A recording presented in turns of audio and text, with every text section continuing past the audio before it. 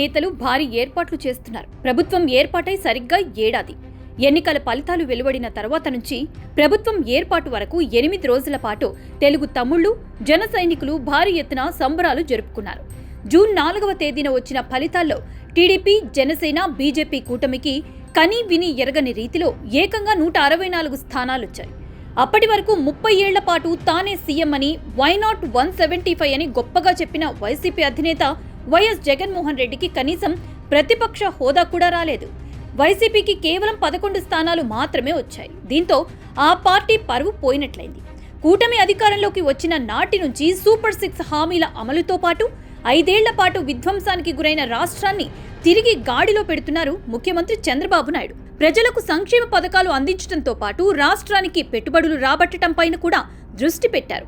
ఎన్నికల సమయంలో హామీ ఇచ్చినట్లుగానే తాను బాధ్యతలు చేపట్టిన తర్వాత మొదటి సంతకం పెన్షన్ పెంపుతో పాటు మెగా డిఎస్సి కూడా ప్రకటించారు. ముందుగా చెప్పినట్లే బకాయిలతో కలిపి జూలై 1నే పెన్షన్ అందించారు. అలాగే దీపం 2 పథకం కింద అర్హులైన వారికి ఏడాదికి 3 గ్యాస్ సిలిండర్లు ఉచితంగా అందిస్తున్నారు. అయితే దీనిపై విపక్షాలు వ్యాఖ్యలు చేయడంతో ఇకపై ఒకేసారి 3 సిలిండర్ల డబ్బులు కూడా అకౌంట్లో వేస్తామని కూడా ప్రకటించారు. ఇక సూపర్ 6 హామీల్లో భాగంగా తల్లికి వందనం, అన్నదాత సుఖీభవ పథకాలను కూడా అమలు చేయనున్నారు. ఈ నెల 12వ తేదీనే ప్రతి పిల్లవాడి తల్లి అకౌంట్లో డబ్బులు జమ చేస్తామని ప్రకటించారు. అలాగే ఖరీఫ్ ప్రారంభానికి 3 రోజుల ముందుగానే రైతులకు డబ్బులు ఇస్తామని ప్రకటించారు. ఇక మరో కీలకమైన హామీ ఆర్టీసీ బస్సుల్లో మహిళలకు ఉచితంగా బస్సు ప్రయాణం కూడా ఆగస్టు 15వ తేదీ నుంచి అమలు చేస్తామని సీఎం చంద్రబాబు నాయుడు ప్రకటించారు. దీంతో సూపర్ 6 హామీలను కూటమి సర్కార్ అమలు చేసినట్లయింది. ఇదే ఇప్పుడు కూటమి పార్టీల నేతలు, కార్యకర్తలను కాలరెగరేసుకునేలా చేస్తున్నాయి. ఇక ప్రభుత్వం ఏర్పడి ఈ నెల 12వ తేదీకి సరిగ్గా ఏడాది.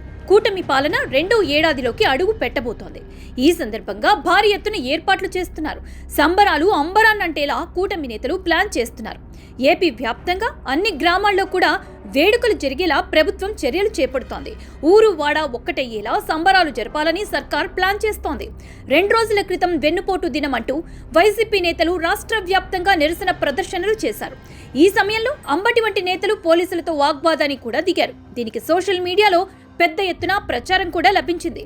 ఇక వైసీపీ నేతలు కొన్ని చోట్ల భారీ ర్యాలీలు నిర్వహించారు. ఈ వీడియోను సోషల్ మీడియాలో బాగా ప్రచారం చేసుకున్నారు కూడా. దీంతో దీనికి ధీటుగా జవాబు చెప్పాలంటే జూన్ 12వ తేదీన ప్రభుత్వం ఏర్పడి ఏడాది పూర్తవుతున్న సందర్భాన్ని ఘనంగా నిర్వహించాలనేది కూటమి నేతల ప్లాన్. జూన్ 12న కీలకమైన పథకాలను ప్రభుత్వం ప్రారంభించనుంది. ఈ వేడుకను అన్ని ప్రాంతాల్లో ఘనంగా నిర్వహించాలని ఆయా జిల్లాల అధికారులకు ఇప్పటికే ఆదేశాలు జారీ చేసినట్లు తెలుస్తోంది. ఇక ప్రభుత్వం ఏర్పడిన తొలి ఏడాదిలోనే ఏకంగా 9.5 లక్షల కోట్ల మేర పెట్టుబడులు ఏపీకొచ్చాయి. వీటి ద్వారా 9 లక్షల మంది ఉపాధి అవకాశాలు కూడా లభించనున్నాయి. రికార్డు స్థాయిలో పెట్టుబడులు సాధించిన కూటమి ప్రభుత్వం తమ ఏడాది పాలనను కూడా చరిత్రలో నిలిచిపోయేలా నిర్వహించాలని భావించడంలో తప్పు లేదు కదా. అందుకే జూన్ 12న ఏపీలో మామూలుగా ఉండదు.